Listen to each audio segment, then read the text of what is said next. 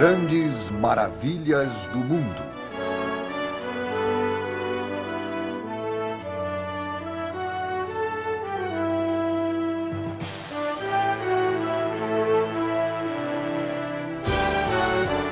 Maravilhas criadas pelo homem.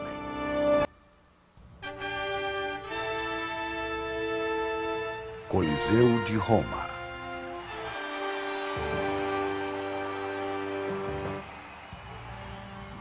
Há quase 2000 anos, os romanos testemunharam uma maravilha.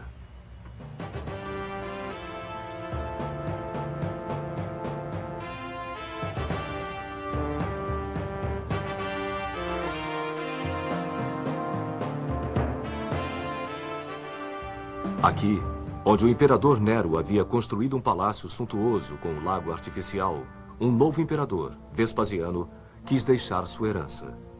Não com um grande palácio para seu próprio desfrute, nem com um templo para agradar aos deuses, mas com um imenso palácio para o público. Um anfiteatro para sediar os jogos, campeonatos e rituais que acabou se tornando a mais importante assembleia pública da capital.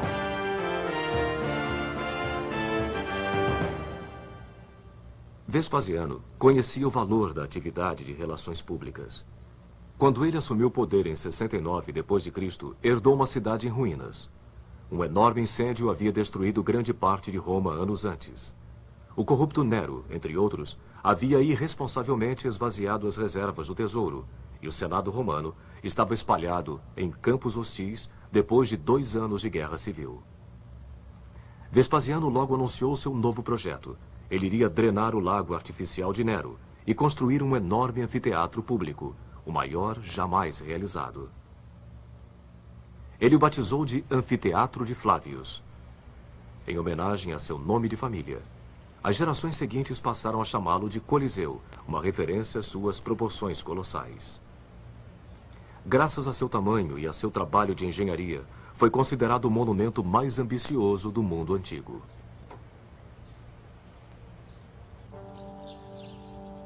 Enormes blocos de calcário foram carregados por escravos para construir a elipse de dimensões monumentais, 600 metros de circunferência, cobrindo 15 hectares e erguendo-se a uma altura de 16 andares. Primeiramente, foram erguidos os arcos e os pilares, e em seguida as paredes laterais foram sendo construídas, preenchendo os espaços vazios com uma rocha vulcânica muito leve chamada Pedra Pomes. Com lugar para 50.000 espectadores, o Coliseu equivale aproximadamente à metade do tamanho do Maracanã. Os construtores de estádios de hoje em dia ainda se baseiam no sistema engenhoso de entradas e passagens primeiramente utilizado no Coliseu.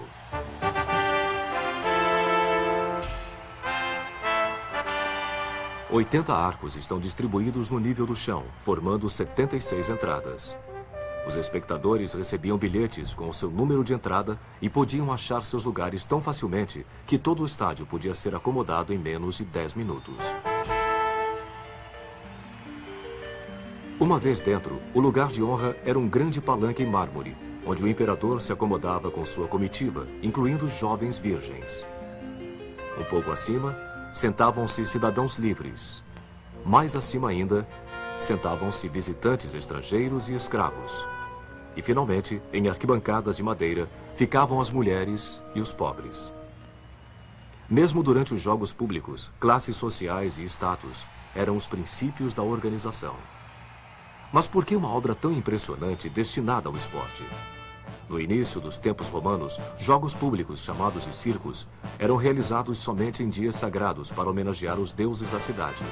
Até a época de Jesus, torneios, caçadas a feras e corridas de carruagens eram uma obsessão para os romanos. Qualquer imperador que se prezasse levava a sério os conselhos do historiador Juvenal. Apenas 2 coisas fazem um romano se preocupar hoje em dia: panem et circenses, pão e o circo. A obra de Vespasiano levaria menos de 10 anos para ser concluída. E apesar de ele não ter vivido para ver seu trabalho terminado, o Coliseu permanece o símbolo eterno de toda uma civilização. Os romanos já provaram ser os melhores engenheiros que o mundo já viu. Inventores do arco, da cúpula, construtores de estradas, aquedutos, pontes e banheiros. Embora a estética romana tenha sido em grande parte emprestada dos gregos, sua tecnologia era profundamente original. Lá perto, no Panteão, uma gigantesca abóbada de concreto parece flutuar suavemente no espaço. Uma estrutura de concreto armado tão grande, vazada por um único raio de luz, não seria construída novamente até o século XX.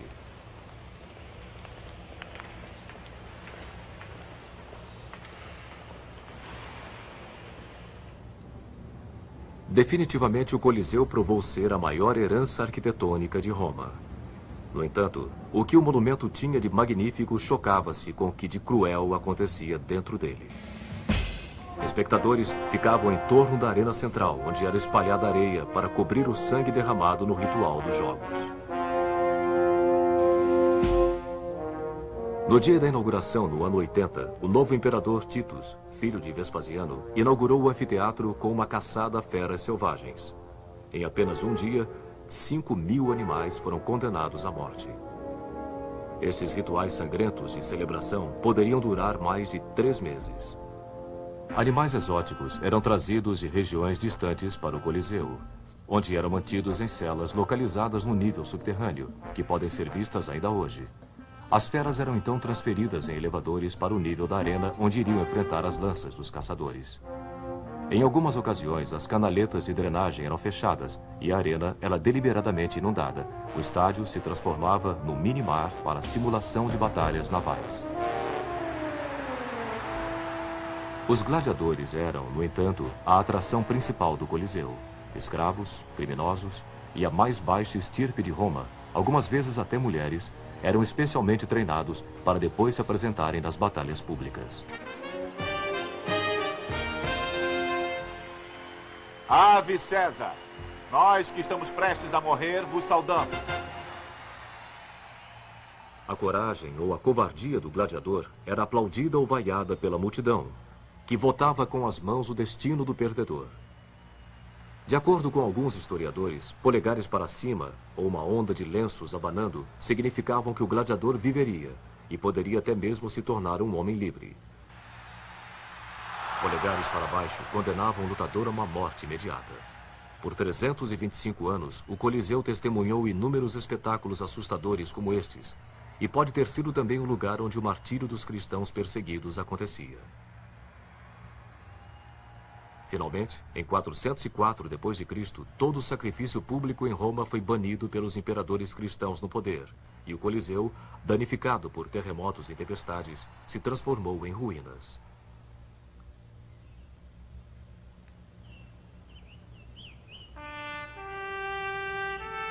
Através dos séculos, o Coliseu se transformou em uma pedreira de mármore, saqueada pelos vários Césares de cada nova era.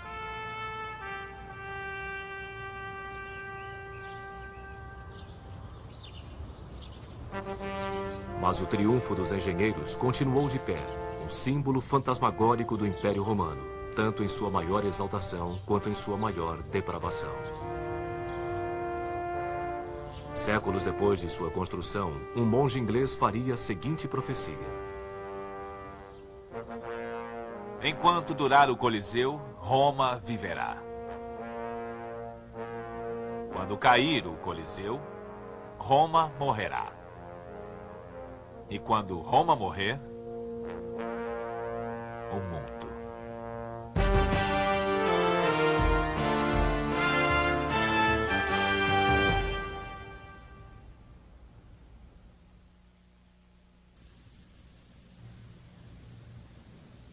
Machu Picchu.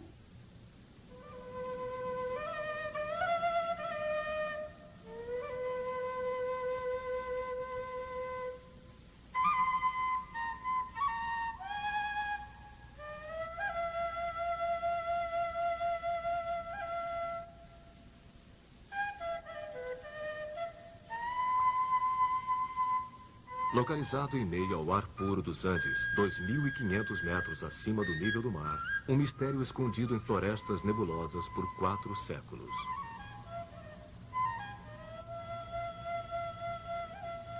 Crônicas do século XVI contam que estas montanhas impenetráveis esconderam a última cidade dos Incas, Vilcabamba, onde Manco Inca, o líder das crianças do sol, desesperadamente procurou refugiar-se dos espanhóis, que haviam dizimado seu império em sua ânsia por ouro.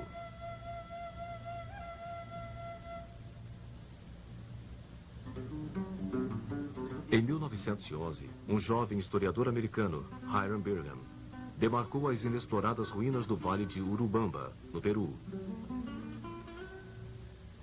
Índios locais o guiaram para o topo de uma montanha remota, a qual à primeira vista parecia totalmente hostil ao homem.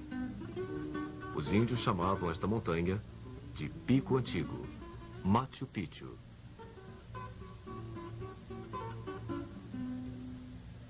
Bingham descreveu a viagem. De 4, nós nos precipitamos por uma grama escorregadia. Bem mais para baixo, Urubamba rosnava furiosamente. Nós contornamos a colina e, de repente, avistamos diversos níveis de terraços incas. Que tipo de comunidade precisaria de centenas destes terraços? Tem espaço para uma plantação suficiente para alimentar toda uma cidade. Este lindo santuário preservado nunca sentiu o peso e a fúria das botas dos conquistadores. Eu percebi que Machu Picchu seria a maior e mais importante ruína descoberta na América do Sul desde a chegada dos espanhóis.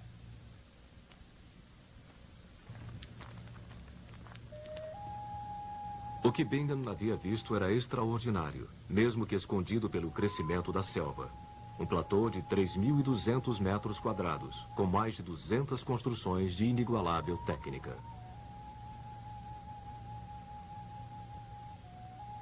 Aos poucos eu fui percebendo que esta parede com templos semicirculares ao seu redor sobre a caverna era tão bonita quanto o mais bonito dos trabalhos em pedra do mundo. Eu quase perdi o fôlego. O que este lugar poderia ser? Bingham acabou acreditando que havia achado a cidade perdida de Vilcabamba, refúgio de Manco Inca. Mas Machu Picchu foge a qualquer explicação, pois não é uma cidade, mas antes um imenso centro religioso. Um lugar sagrado para os rituais de uma das mais enigmáticas civilizações de nosso mundo. Os Incas construíram um império que, em seu apogeu no século XVI, atingia 4.000 quilômetros, o mais poderoso da América do Sul. A capital Inca, Cusco, superpovoada, com 100.000 pessoas, tinha uma riqueza lendária. Este pátio em Coricancha, o Templo do Sol em Cusco, era ornamentado com 700 sólidas lâminas de ouro, cada uma pesando mais de 2 quilos. Como a maioria dos tesouros incas, este foi também saqueado pelos conquistadores espanhóis. Os incas eram engenhosos organizadores sociais. Apesar de não terem linguagem escrita, eles desenvolveram uma sofisticada economia, talharam plataformas nos despenhadeiros, irrigaram os terraços através de canais.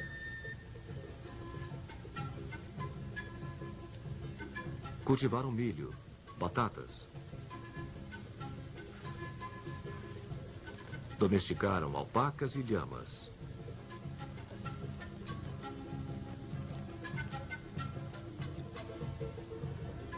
Hoje em dia, muitos dos índios peruanos ainda conduzem suas vidas segundo a cultura de seus ancestrais incas.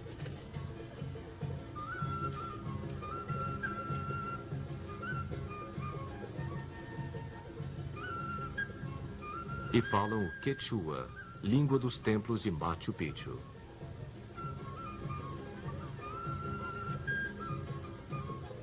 A mais duradoura das realizações incas é também a mais desconcertante. Os monumentos feitos em pedra. Enormes blocos de granito tão precisamente superpostos que sequer uma lâmina pode penetrar entre eles.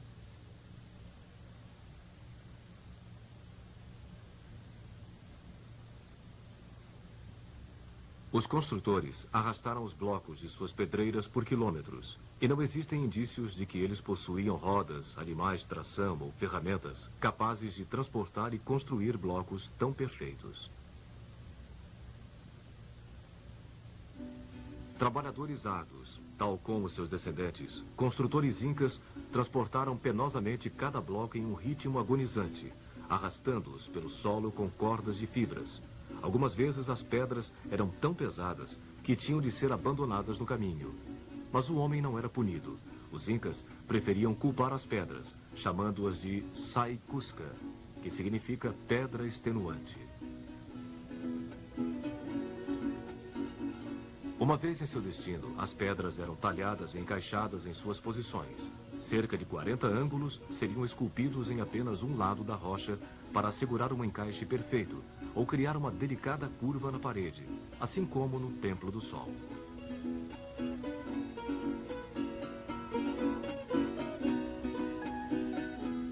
A forma trapezoidal da maioria das construções foi uma inovação inca com o objetivo de dar a estabilidade necessária durante os frequentes tremores de terra que abalavam os Andes.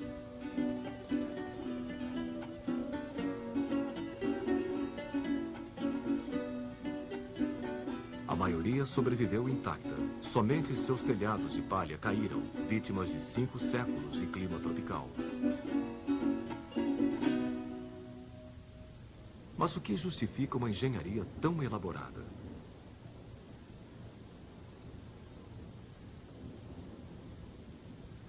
Machu Picchu parece ter sido uma espécie de quartel sagrado para a religião inca. Uma religião baseada na adoração ao sol e na sua evolução através dos céus.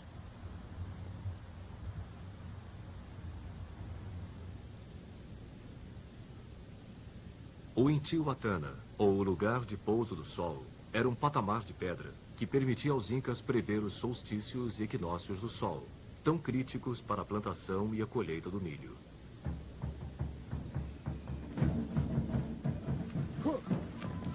No solstício de junho, que marca o início do inverno ao sul do Equador, o sol era simbolicamente amarrado à terra para assegurar seu retorno nos meses que viriam.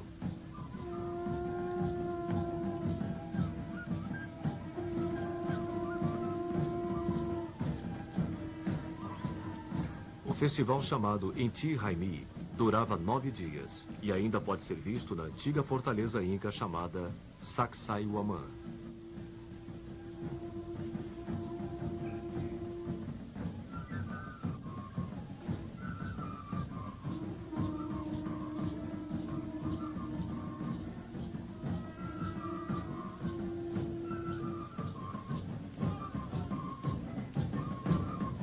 Para os incas, o sol era o pai divino de todos os povos, e o rei era o seu regente na terra.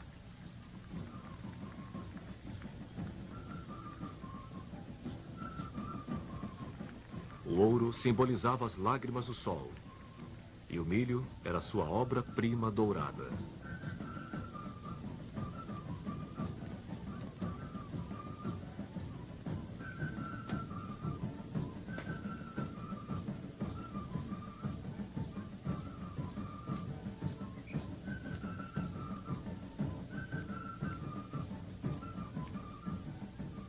Desta fortaleza, no ano de 1536, o líder Manco Inca rompeu o cerco espanhol e fugiu para as montanhas para sempre. Apenas 4 anos antes, Francisco Pizarro liderou um pequeno grupo de espanhóis até o coração do Império Inca. Atraídos por rumores de fabulosas riquezas e portando armas superiores, menos de 200 espanhóis conseguiram conquistar a população índia de milhões de pessoas. Mataram seu imperador, Atahualpa, e saquearam a capital. Em julho de 1533, os espanhóis já haviam coletado 24 toneladas de ouro e prata.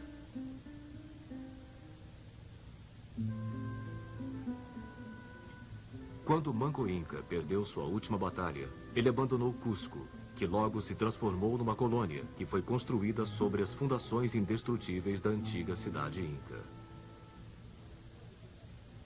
E o último refúgio de Manco Inca, chamado de Vilcabamba, poderia ter sido em Machu Picchu? Algumas evidências apontam para outro lugar, recentemente localizado, bem mais afastado para o noroeste.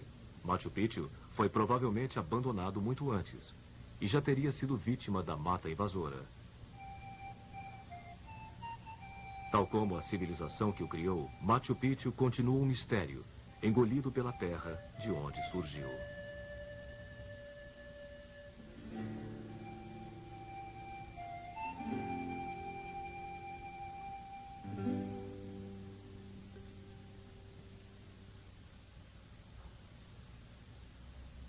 A Muralha da China.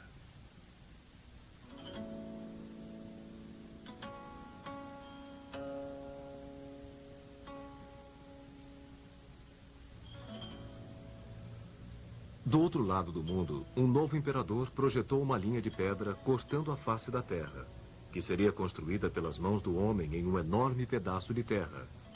Como se dissesse até para os deuses: esta é minha terra, não se aproxime.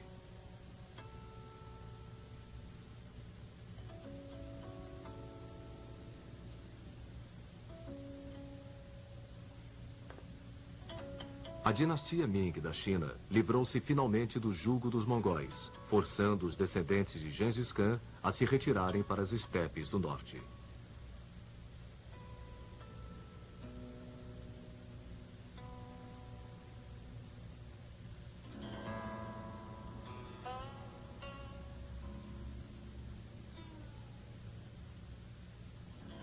China, o Império do Meio, era de novo governada por um imperador chinês.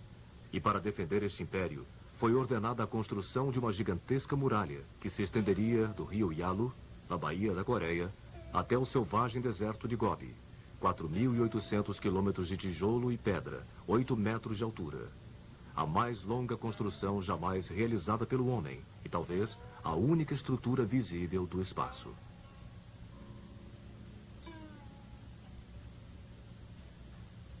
Se a muralha da China fosse esticada de ponta a ponta no Brasil, ela ligaria Macapá a Porto Alegre.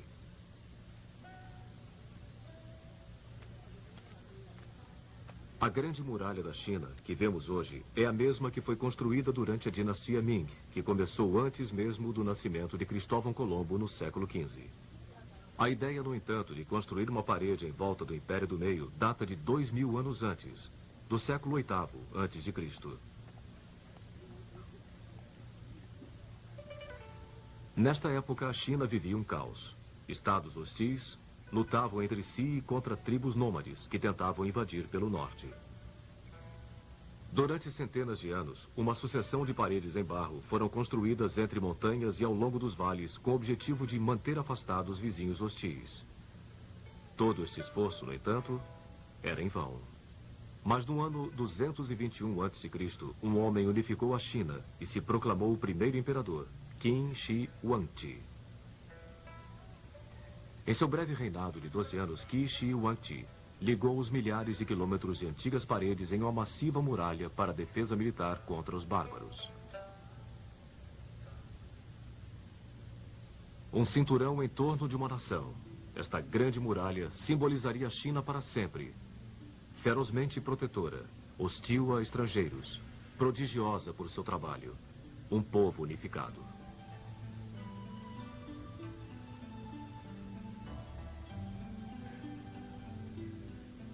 A muralha de Qin Shi Huangdi deu aos chineses uma identidade nacional jamais vivida antes. E isto significava segurança. As fronteiras do norte logo atrairiam novos colonizadores e fazendeiros. Em sua sombra protetora, comerciantes se aventuravam por estradas que levavam ao oeste. Uma viagem pela região que viria a ser conhecida como a Rota da Seda, trazendo as riquezas do Oriente para a Índia, Pérsia e Roma. O imperador chinês escreveu: agora nosso povo está pacificado e não deve mais temer a guerra. Os homens trabalham na terra, enquanto as mulheres estão engajadas em suas tarefas. Mas esta era a sua versão. A muralha pode ter sido uma grande realização militar, mas foi também o resultado de um trabalho brutal por parte do povo chinês. 800 mil soldados, trabalhadores cativos e prisioneiros foram forçados a trabalhar para erguer a muralha. Criminosos enfrentavam uma punição a mais. Suas cabeças eram raspadas, suas faces escurecidas e colares de ferro eram colocados em seus pescoços. Nesta situação, eram enviados a províncias distantes para buscar matéria-prima. Um cronista escreveu: valas ao lado de estradas eram preenchidas com corpos de homens que foram forçados a ir para a construção da grande muralha. E quando homens não podiam mais ser encontrados, suas viúvas se juntavam à marcha. A história de uma das viúvas se transformou em lenda. Aqui, nos limites leste da muralha, perto do Mar da China, um templo foi erguido em homenagem a Meng Jiangnu. Meng, a história conta, foi atrás de seu marido que havia sido mandado para construir a muralha.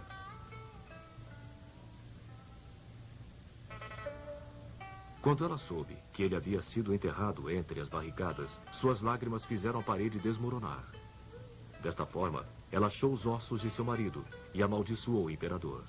Denunciando a ordem autocrática do imperador, ela se tornou a voz simbólica do povo contra um onipotente opressor.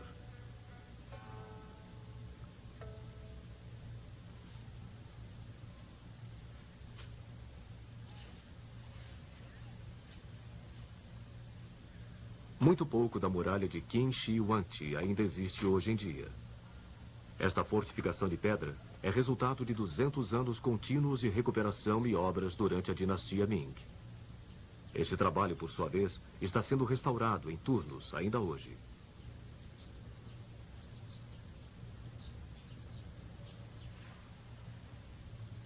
A muralha atravessa metade da China, subindo montanhas inclinadas e protegendo vales, engenhosamente transformando terrenos desfavoráveis para a guerra em vantagem tática.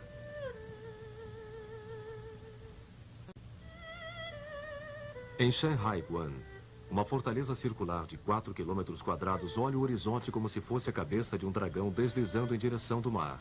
Um fosso de 8 metros de profundidade protege este portão chamado de o primeiro passo para o paraíso.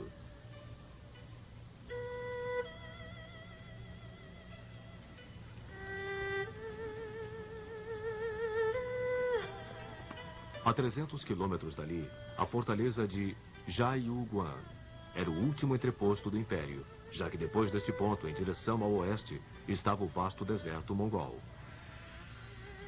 Entre estes dois extremos, existe um conjunto de 25 mil torres de observação, controladas por guardiães que viviam nestes locais. Quando atacados, eles mandavam informação sobre as tropas inimigas por meio de sinais de fumaça durante o dia e sinais de fogo durante a noite. Estas informações percorriam centenas de quilômetros em questão de horas. Perto de Beijing, a toda poderosa fortaleza de Badalin foi construída cercada por diversas camadas de paredes externas, grande o suficiente para acomodar 5 cavalos montados ou 10 homens de infantaria marchando lado a lado. Suas duas faces asseguram que a muralha poderia servir de defesa dos dois lados, não importando por onde fosse atacada. Apesar de a muralha ter resistido aos arcos e espadas dos mongóis e dos manchus, ela mal conseguiu sobreviver aos rompantes ideológicos de nosso tempo. Durante a Revolução Cultural dos anos 60, desdenhando o passado histórico da muralha, fazendeiros roubaram muitas partes dela para usar em seus chiqueiros.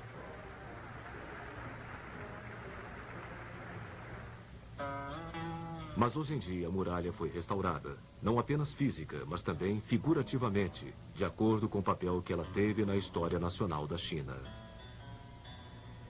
Ela novamente existe como uma linha definida, uma marca no terreno, testamento da idade de um povo e de seus ancestrais que a construíram.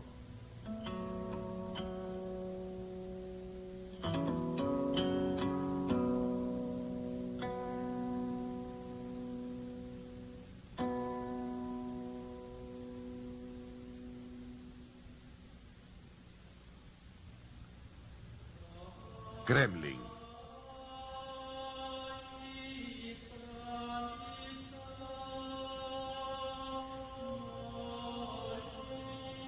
Milhares de quilômetros para o noroeste, uma outra parede foi construída para a defesa contra os invasores mongóis. Mas, em vez de estender-se pela paisagem, esta parede cercava uma pequena cidade. É a cidade de Moscou. A palavra em russo é Kremlin.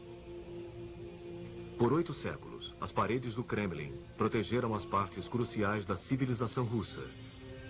Dentro de seus 28 hectares estão localizados igrejas, catedrais e os palácios dos czares. Foi dentro do Kremlin que os regimes de Ivan o Terrível e Pedro o Grande nasceram. Que a Igreja Russa Ortodoxa dominou as almas da nação. Aqui estão os esplendores e os excessos dos Romanovs. Aqui foi a capital da República Revolucionária de Lenin. E aqui Stalin fez derramar o sangue de seu próprio povo. Por trás destas paredes, a Guerra Fria foi travada.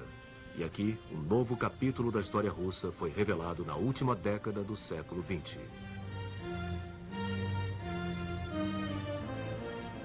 Todo o enredo da história do povo russo está incorporado pelas torres e cúpulas deste complexo. É um monumento aos seus maiores esforços e aos seus grandes fracassos. O escritor russo Mayakovsky foi ainda mais além. A Terra, tal como conhecemos, começa no Kremlin. O Kremlin teve, de alguma maneira, um começo mais modesto. Inicialmente, havia apenas uma fortaleza triangular em madeira que protegia os palácios do Principado de Moscou. Através dos séculos, o Kremlin foi se expandindo e passou a incluir igrejas, mosteiros, oficinas, casas. Mas foi Ivan III, conhecido como Ivan o Grande, quem no século XV visualizou que Moscou seria uma grande capital imperial, rivalizando com Roma e Constantinopla em autoridade religiosa. Ele adotou a águia dupla como seu emblema e ganhou o título de regente de toda a Rússia, um cargo que seus sucessores viriam a chamar de czar, modelando a si mesmos como os Césares romanos. Ivan expandiu o Kremlin, trazendo renomados arquitetos da renascentista Itália para transformar o complexo medieval. Os arquitetos substituíram as antigas construções em madeira e pedra por construções de paredes de tijolos vermelhos que sobrevivem até hoje. Quase 2,5 km de comprimento e 7 metros de altura. As paredes levaram 10 anos para serem construídas e estão entre as mais bonitas fortificações militares jamais erguidas. 20 torres cortam a linha do céu, cercando a fortaleza. Uma das torres é a do portão Spassky, considerado até hoje a majestosa entrada principal do imponente Kremlin. A história conta que quando Napoleão marchou triunfante pelo portão Spassky, seu chapéu de 3 pontas tombou, prevendo o mortal fracasso que seus soldados sofreriam em sua retirada de Moscou. Menos da metade dos seus 600 mil soldados sobreviveu ao inverno.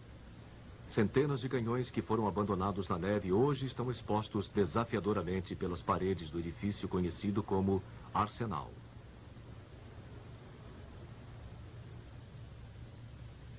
Mas se a espinha dorsal do Kremlin são suas paredes e torres, sua alma é representada pela Praça da Catedral.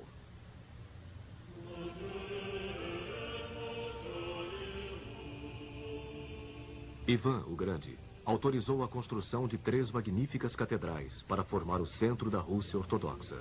A imensa Torre do Sino acrescentou um ponto de referência para a Praça da Catedral e para toda a cidade.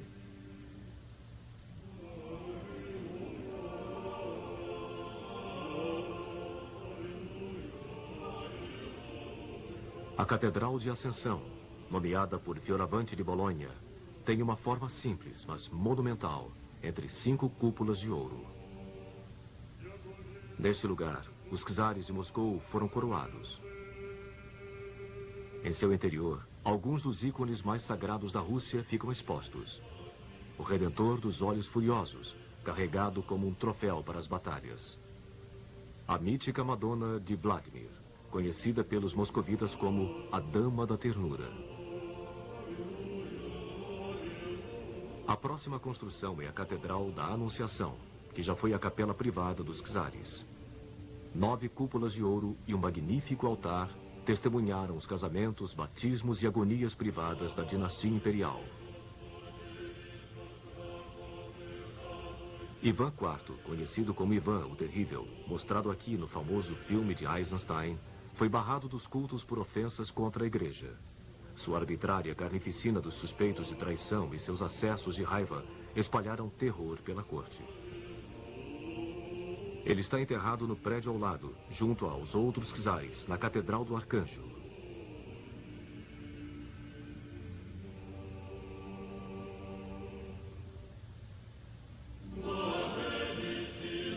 Seu túmulo se encontra ao lado do de seu filho, que foi morto por Ivan com suas próprias mãos. Mas a herança de Ivan o Terrível não foi somente de maldades. Ele fez construir a Catedral de São Basil, bem próxima do lado externo da parede do Kremlin. 9 fantásticas cúpulas se encontram sobre a Praça Vermelha.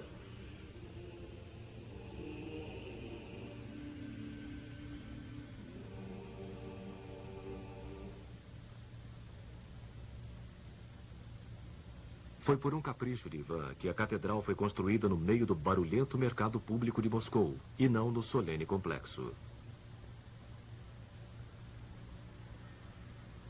O Kremlin testemunhou os excessos dos czares em meio à riqueza de seus palácios.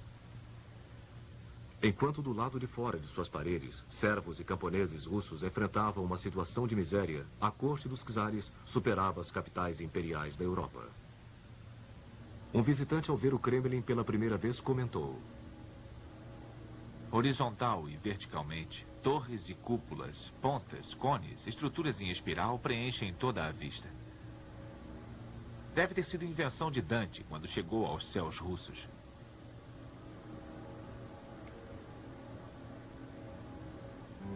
O Palácio das Faces, o mais antigo monumento do Kremlin, continha salas de recepção dos czares, onde mulheres, banidas de suas funções oficiais, observavam as intrigas da corte de uma janela em arco. No Palácio Terem, onde se localizavam os apartamentos reais, os tetos e as valetas eram pintados e dourados.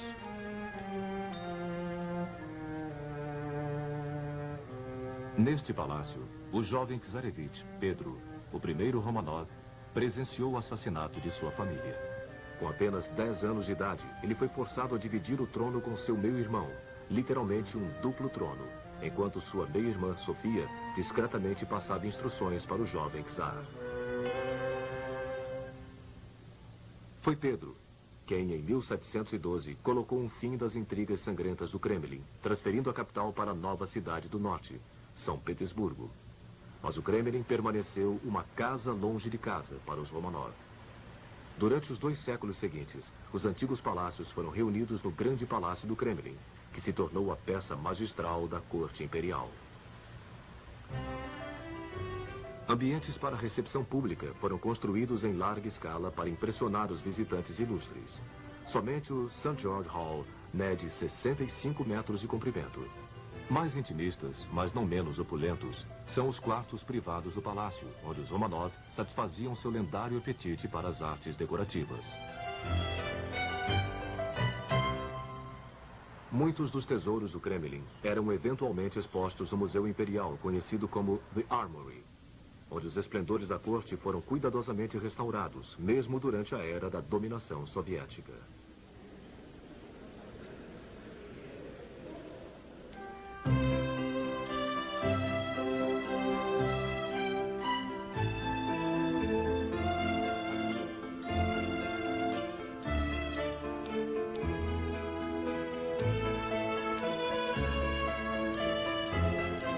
Mas a extravagância da vida no Kremlin não poderia sobreviver à profunda insatisfação das classes menos privilegiadas. Depois da Revolução de 1917, Vladimir Ilyich Lenin fundou a nova República Socialista. Na primavera seguinte, ele transferiu a capital para Moscou. O Kremlin passou a ser mais uma vez o centro do poder russo. Esta mudança aconteceu em uma época de profundo crescimento do Kremlin. Prédios do novo parlamento soviético e casas do Congresso foram levantados no severo estilo realista, contrastando com seus imponentes e ornamentados vizinhos. Aqui também ficavam os alojamentos espartanos de Lenin, que preferia comer em pratos lascados do que em pratos de porcelana imperial. Em mãos soviéticas, o Kremlin foi transformado em um diferente tipo de monumento, não para atender às riquezas da corte, mas para servir ao poder do Estado comunista. A estrela vermelha substituiu a dupla águia dos czares. Bustos de Lenin substituíram os ícones dos santos. E a tumba onde Lenin foi embalsamado se tornou um lugar de peregrinações sagradas para seus seguidores. Mesmo hoje em dia, quando os russos repudiam seu passado soviético, eles não rejeitam o Kremlin. É a história de nosso Estado.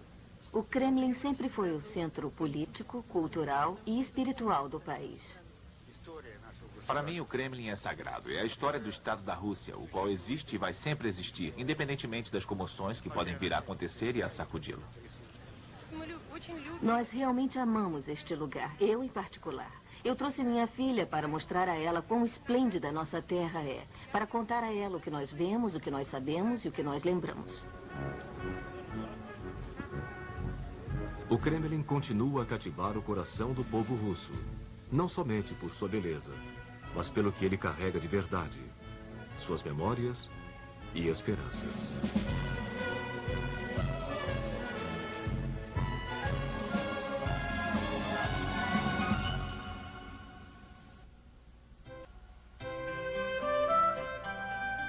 Versalhes.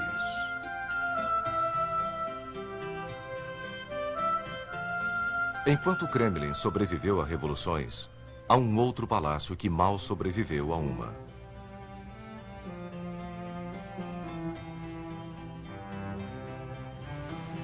Um palácio tão majestoso, tão pomposo, tão excessivamente aristocrático, que deixou uma dupla herança: a capital da arte europeia e o símbolo da arrogância real.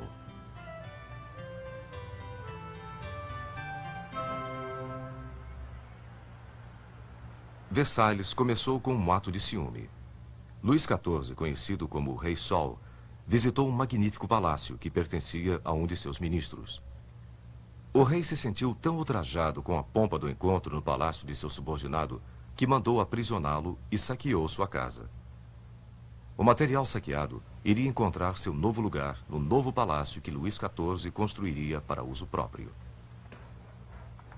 Ele escolheu um terreno pantanoso em Versalhes, 18 quilômetros ao sul de Paris.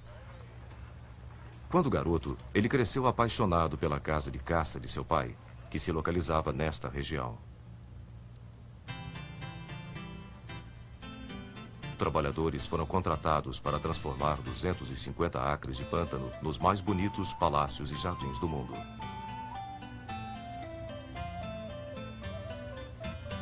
Paisagens foram criadas onde nada existia. Rios foram redirecionados para suprir 400 fontes com milhares de litros d'água.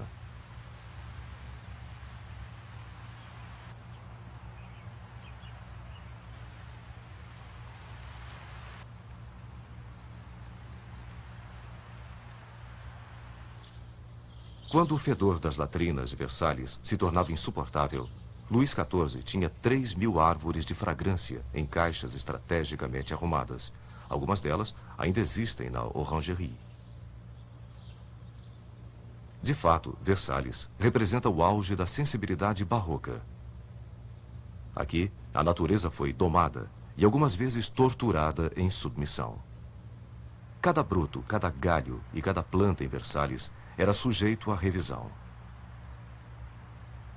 Árvores eram posicionadas ao longo dos caminhos de tal forma que não fizessem sombra nas magníficas estátuas que enfeitavam o jardim.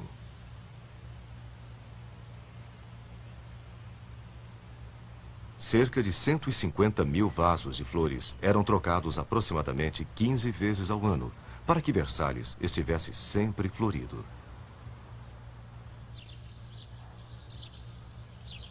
As diferentes alas de Versalhes impunham uma ordem racional e humana em uma incompreensível dimensão de luxo. Luís XIV queria um palácio de onde pudesse manter um olho nas intrigas da corte. Desta forma, Versalhes foi construído para hospedar cerca de 3.000 nobres, cortesãos, damas de companhia e todos os seus atendentes. 700 quartos foram decorados com mármore, brocado, veludo e ouro.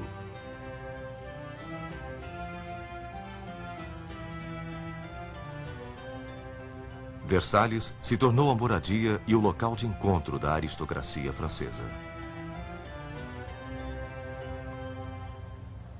Luís XIV gostava de viver exposto aos olhos públicos e, portanto, mantinha o palácio aberto a todos que estivessem interessados em conhecê-lo.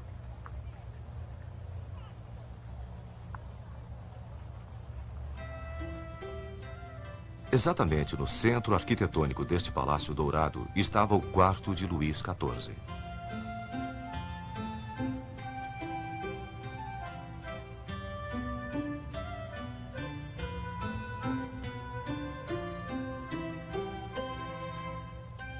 O dia começava aqui não com um nascer do sol, mas com um despertar do rei. Um ritual chamado de o nascer do rei.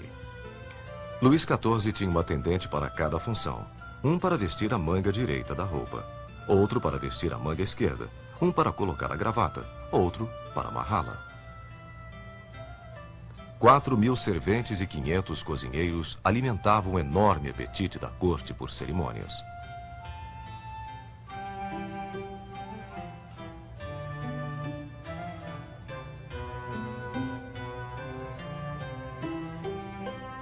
Os dias na corte eram vividos em uma intrincada rede de recepções, encontros, refeições, performances teatrais, peças, apostas, despachos e bailes elegantes.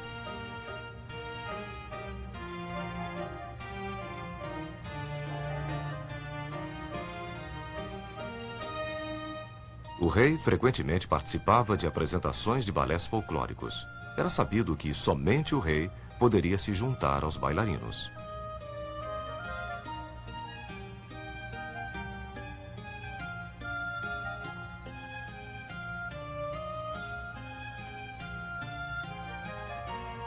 A Sala dos Espelhos era uma das dezenas de salas de recepção.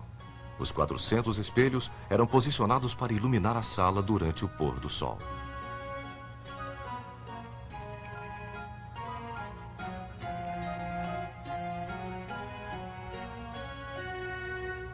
Na Sala dos Desenhos, adjacente à Sala dos Espelhos, cortesãos ganhavam ou perdiam influência, dependendo da moda de cada dia.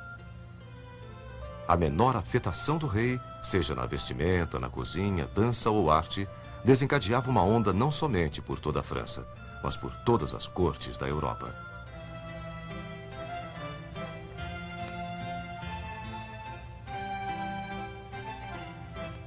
E o mesmo poder tinha a felizarda dama que mais recentemente tivesse conquistado a atenção do rei. A Marquesa de Montespan manteve esta influência por um certo tempo.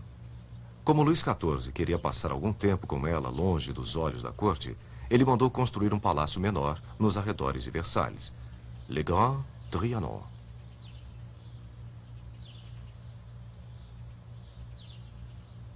Em 1715, Luís foi sucedido por seu bisneto, Luís XV, que expandiu Versalhes sob a influência de outra marcante mulher, Madame de Pompadour, sua amante por 20 anos. Ela também queria uma casa afastada da corte, e Luís XV construiu o Petit Trianon. Mas Madame Pompadour não chegou a ver seu palácio pronto, e ele se transformou mais tarde na casa de encontro do rei com sua nova favorita, a Condessa de Berry. Mas foi uma outra mulher de Versalhes quem iria representar os excessos da corte francesa, Maria Antonieta. Maria, que era austríaca, acabou ocupando este leito através de um casamento politicamente arranjado e extremamente impopular com Luís XVI. Ela nunca conseguiu conquistar o povo francês, mesmo tendo feito o seu melhor para impressionar a corte. Maria tinha uma queda pelo estilo de vida rústico, pelo menos a sua versão real. Para satisfazer seu gosto pelo campo, uma vila charmosa foi artificialmente construída com seu próprio pequeno moinho e com antigas cabanas que tinham suas paredes cuidadosamente rachadas e tudo mais que fosse necessário para caracterizar a vila. Foi neste seu refúgio idílico que, em 5 de outubro de 1789, Maria Antonieta foi alertada sobre o fato de que a Revolução Francesa chegara a Versalhes. Raivosos parisienses estavam se aproximando do palácio. A família real deixou Versalhes na manhã seguinte e nunca mais retornou. E Versalhes, que apenas 6 anos antes havia assinado o tratado que dava à América sua independência, agora era considerado um símbolo da tirania em seu próprio país.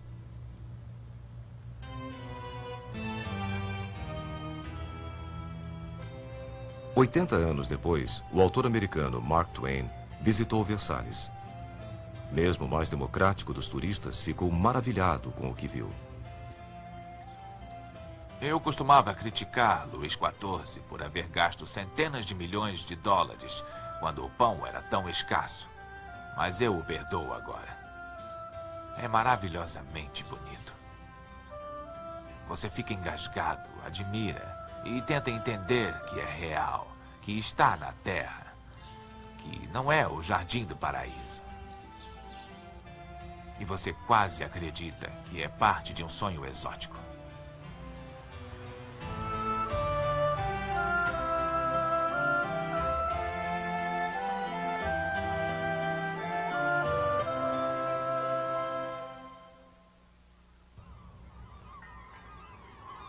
Estátua da Liberdade. Durante toda a viagem, eles estavam falando que nós iríamos encontrar uma bonita senhora com uma tocha. E eu não conseguia visualizar a cena. Quando eu a vi, eu disse: Mãe, mãe, vem aqui. Esta é a liberdade. Esta tocha lá no alto quer dizer seja bem-vindo. Finalmente nós viemos à Terra Prometida para a Estátua da Liberdade. Bonita, linda mulher. Eu disse para minha mãe o que ela significa. Minha mãe me abraçou e respondeu: ela significa América.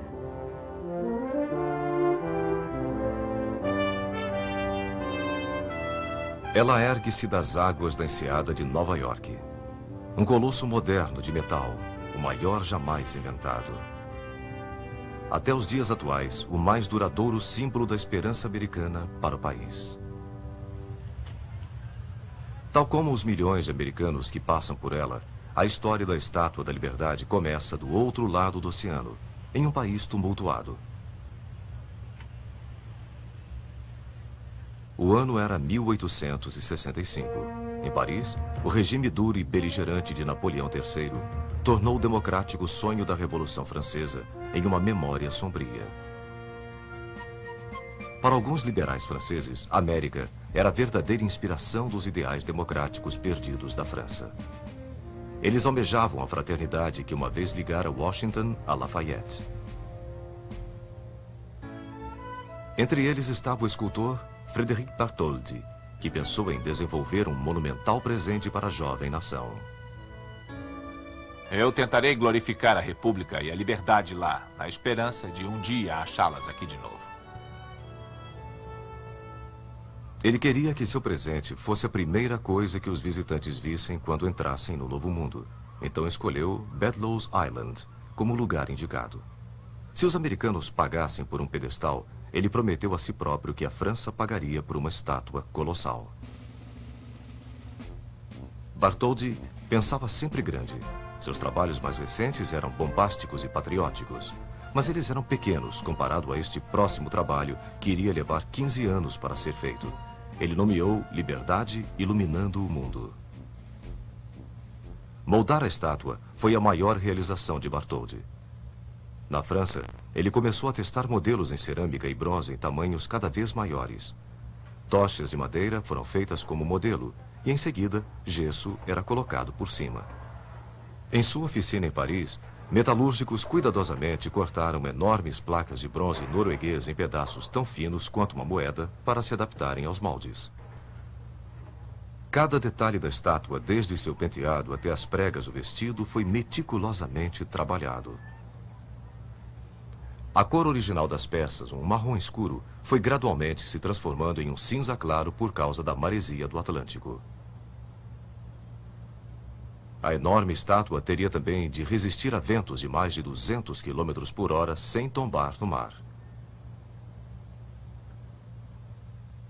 Bartholdi procurou o mais brilhante engenheiro civil da França, Gustave Eiffel, para desenvolver um engenhoso sistema de suporte de 1.800 vigas, incluindo um esqueleto principal e uma série de estruturas que permitiriam as placas de cobre expandir e contrair de acordo com o tempo, sem rachar. O andaime desenvolvido por Eiffel era o mais alto jamais criado até então, elevando a gigantesca senhora por sobre os tetos de Paris para que todos pudessem ver. Mas enquanto Paris estava exultante, a América vacilava. As contribuições eram pequenas. Tinham arrecadado bem menos do que os 250 mil dólares necessários para a construção do pedestal. Bartholdi levou a tocha para exposições beneficentes em que visitantes eram convidados a conhecer e subir no pedestal. Finalmente, o editor Joseph Pulitzer conclamou os cidadãos de Nova York a apoiarem o pedestal. O pedestal sozinho já era uma obra-prima da engenharia e foi desenvolvido por Richard Morris Hunt para harmonizar com a estátua e não competir com ela, e principalmente para suportar um peso de 225 toneladas de ferro e cobre.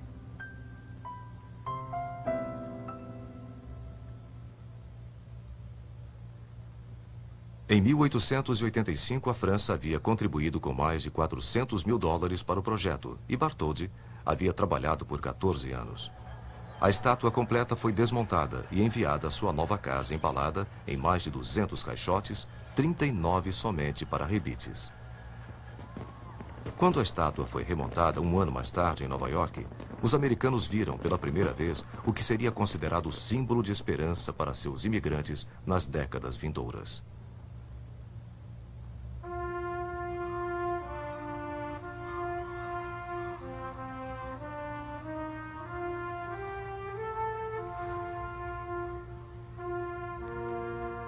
A estátua terminada era da altura de 15 andares, com um dedo sozinho medindo 3 metros.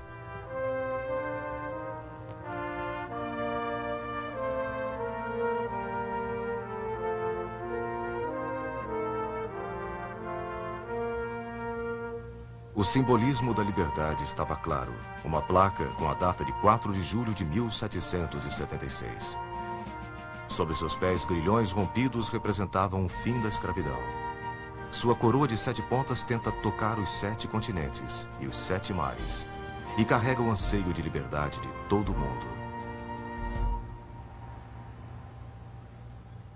Bartholdi queria que ela fosse acesa pelo lado de dentro, e no início do século XX, uma fraca luz elétrica saía das brechas da tocha.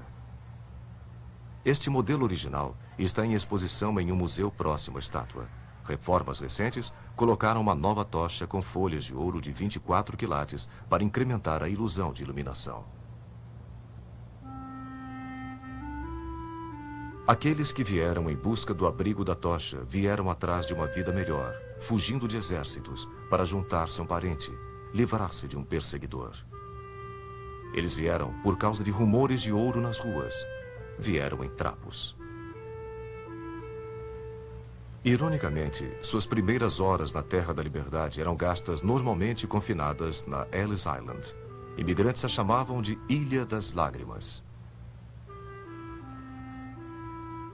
Aqui, à sombra da Estátua da Liberdade, 16 milhões de almas esperançosas invadiram Great Hall, esperando sua sorte. Alguns deles condenados a serem postos de lado, doentes, ou que aparentavam ser mentalmente deficientes, eram impedidos de entrar no país e voltavam nos mesmos navios que os havia trazido.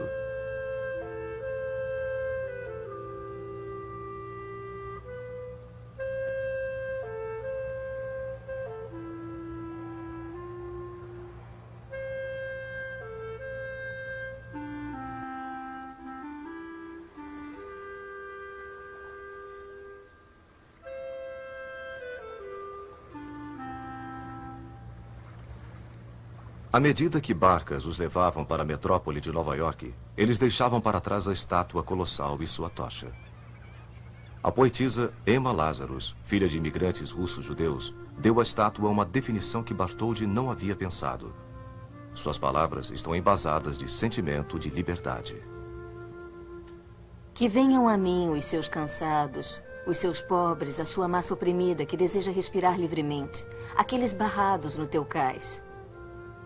Que me venham estes, os sem teto à mercê das intempéries. Ergo minha luz ao lado do portal dourado.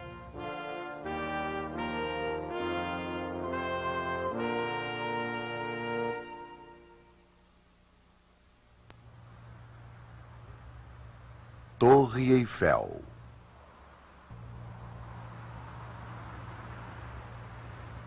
Enquanto os americanos saudavam sua mais nova maravilha importada em Paris, os franceses estavam construindo uma outra que guardariam para eles. O mesmo engenheiro que havia construído a estrutura para a Estátua da Liberdade recebeu a missão de sua vida. Gustave Eiffel, construtor de pontes e engenheiro estrutural, foi incumbido de construir um monumento para o centenário da Revolução Francesa. Eiffel conhecia tanto história quanto metalurgia. Ferro fundido o permitiria construir uma monumental estrutura com um impacto tão grandioso quanto o da Revolução.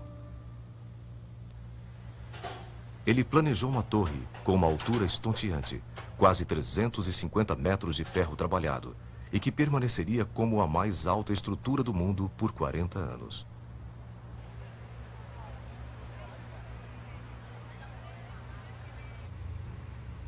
Eiffel usou novas tecnologias de pré-fabricação para fundir 12.000 traves. Elas eram manufaturadas fora do local e montadas na margem esquerda do Sena, onde ficaria localizado o monumento. 2,5 milhões de rebites sustentavam o trabalho em ferro, o que permitia que o vento passasse pela estrutura livremente. Mais perigoso era o enorme número de críticas que praticamente levaram o projeto a ser interrompido. Um proeminente grupo de artistas e intelectuais, incluindo o escritor Guy de Maupassant e o compositor Charles Gounod, assinou uma carta decretando a monstruosidade que se ergueria sobre sua amada Paris.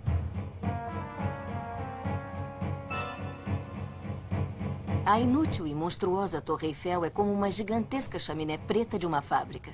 Esmagando com sua enorme massa a Notre-Dame. O Louvre, o Arco do Triunfo.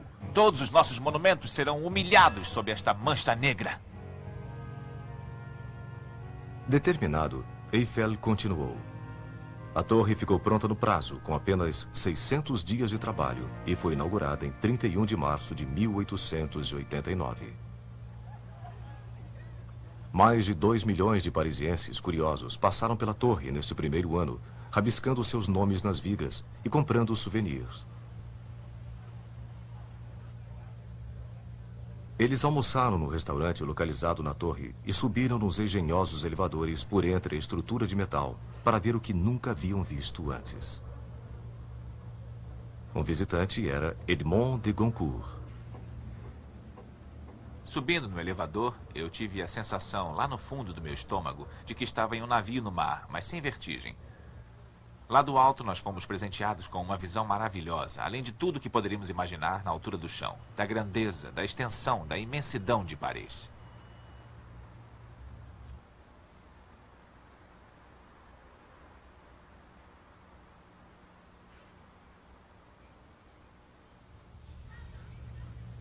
A torre mudou a maneira como os parisienses viam o mundo à sua volta. Paris não era mais simplesmente uma cidade de ruas e bulevares, mas tinha agora uma estonteante vista nova, do céu e do horizonte, tons de cores e luzes. E os artistas de Paris viram a sua antiga vista com novos olhos. Os pintores da cidade, já responsáveis por revolucionar o mundo da arte, tinham agora um monumento digno de sua moderna visão da cidade. De uma certa maneira, Eiffel criou em ferro o que artistas estavam criando em óleo. Georges Seurat usou os mais básicos elementos da pintura, luz e cor, e aplicando-os corretamente, produziu uma impressão maravilhosa de leveza, uma beleza atemporal.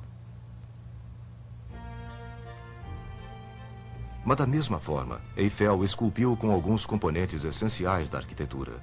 Vigas e traves foram empregadas para formar uma estrutura que, vista de longe, parece, de alguma maneira, ser leve como o ar. Uma silhueta eterna, sem fim. Mais tarde, uma camada de tinta laranja foi adicionada gradualmente, clareando para um amarelo pálido, para intensificar a impressão de que a torre está flutuando no céu.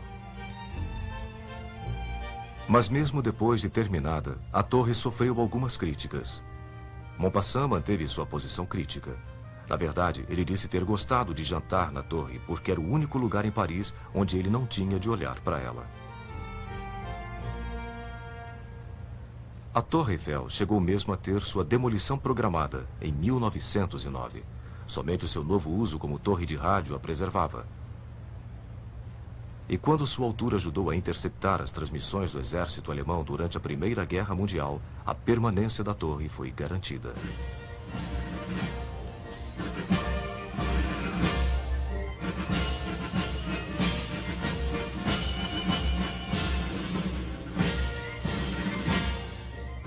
Ironicamente, o que uma vez havia sido um símbolo da revolução, do progresso e da produção em massa, hoje parece ser um tanto quanto antiquado. Um pouco da elegância do velho mundo numa metrópole frenética.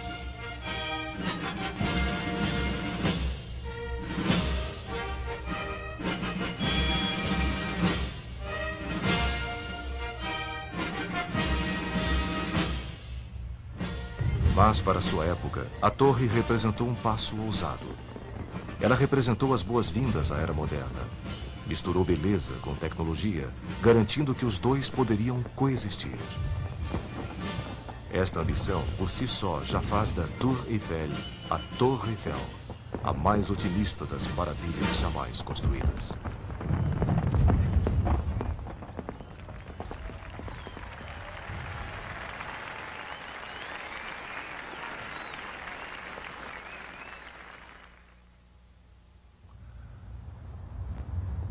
Monte Rushmore e Crazy Horse.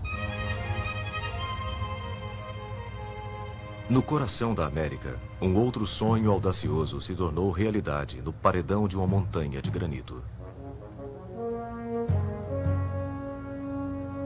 Nas montanhas negras de South Dakota, em meio a desfiladeiros que eram como testemunhas às curvas e à idade do terreno, um homem decidiu colocar sua marca em uma das montanhas. Não apenas uma expressão pessoal de seus dons artísticos, mas um monumento aos princípios fundamentais de uma nação democrática.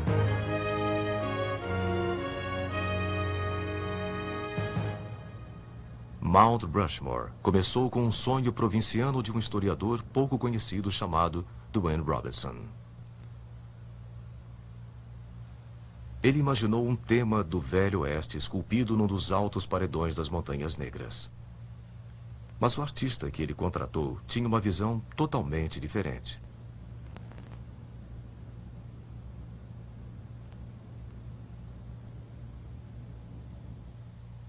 Gutzon Borglum era o filho americano de imigrantes dinamarqueses, um dedicado pintor e escultor que havia estudado com Auguste Rodin e que já havia feito várias esculturas de figuras históricas, tais como Abraham Lincoln e Robert Lee.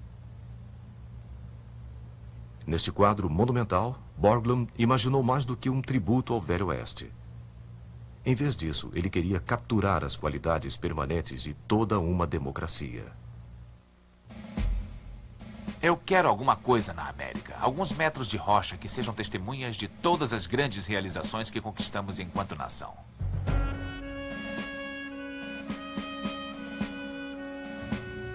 Borglum investigou a fundo a psique americana para descobrir os arquétipos dos ideais nacionais. George Washington, que para Borglum era a incorporação da liderança democrática, o herói da Revolução e o homem que deu dignidade à causa da liberdade americana. Thomas Jefferson, estadista e filósofo, autor da Declaração de Independência e profundo defensor das liberdades individuais. Abraham Lincoln, que simbolizou a força da União Americana e o direito de todos os cidadãos à liberdade. E Teddy Roosevelt, personificação da robusta expansão da nação, com o comprometimento de preservar seus recursos naturais e de promover liberdade empreendedora. Mas como modelar numa montanha estas quatro faces? Primeiramente, Borglum e Robinson acharam um lugar com a combinação certa de superfície, integridade estrutural e iluminação solar.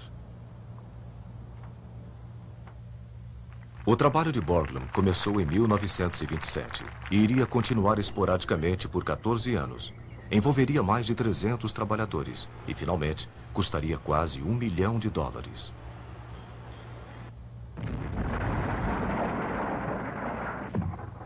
Mais de 450 mil toneladas de granito foram explodidas para criar os rostos, que mediriam 20 metros de altura.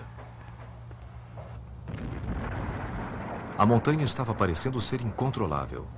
Pedras instáveis forçaram Borglum a dinamitar sua primeira tentativa, que colocava Washington e Jefferson em lugares opostos. Persistentemente, Borglum começou um novo Jefferson, esculpindo a cabeça um pouco mais alta do que as outras e evitando assim rachaduras perigosas. O sucesso de Borglum em Mount Rushmore dependia, além da engenharia, de alcançar beleza artística em uma escala ampla.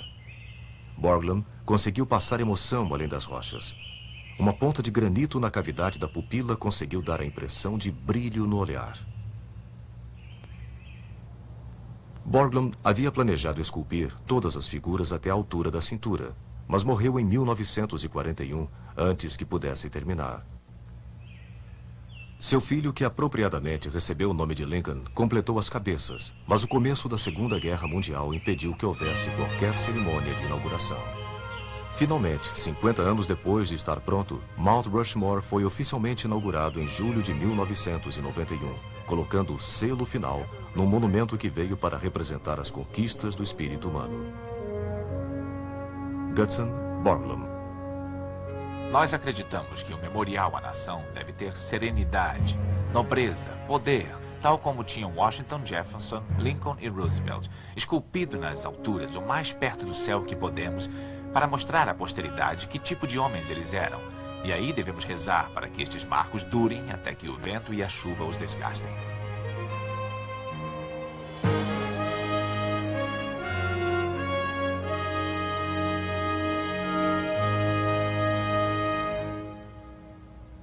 A obra de Borglum parece ser a última grande visão de uma era antiga, um tempo em que não apenas se acreditavam em heróis, mas estes tinham rostos identificáveis. Uma era em que artistas ainda tinham a experiência humana como sua inspiração e ousavam fazer afirmações em escala sobre-humana.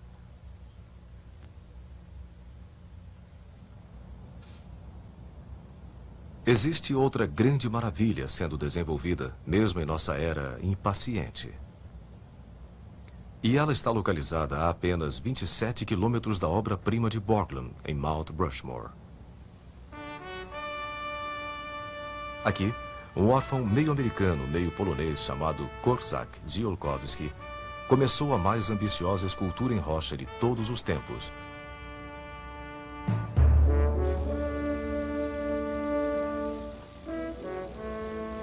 Um monumento da altura de 60 andares, em homenagem ao grande guerreiro Sioux, Crazy Horse.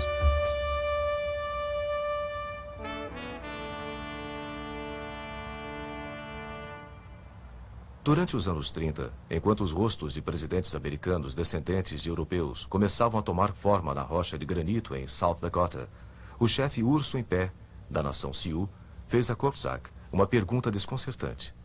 Onde estavam os monumentos de seu povo, dos heróis de uma tribo que povoou a região por 400 séculos, mas que havia sido aniquilado em menos de 4 décadas? A resposta de Korczak foi que ele dedicaria o resto de sua vida à construção de um moderno colosso, ao Crazy Horse. A escala é inacreditável. Todas as 4 cabeças de Mount Rushmore caberiam em apenas uma cabeça do Crazy Horse.